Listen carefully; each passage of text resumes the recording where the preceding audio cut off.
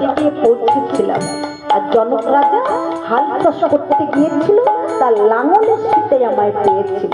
এটা আমরা জানি না, জনক রাজা পেয়েছিল, তাই আমার নাম রেখেছিল সীতা।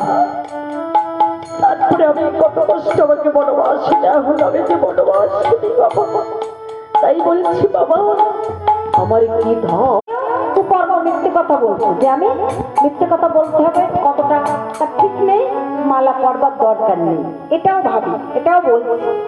কুকর্ম করবো, কি করতে কি না করবো, কি করতে কি না বলবো, তাই না? মালা করবার দরকার নেই।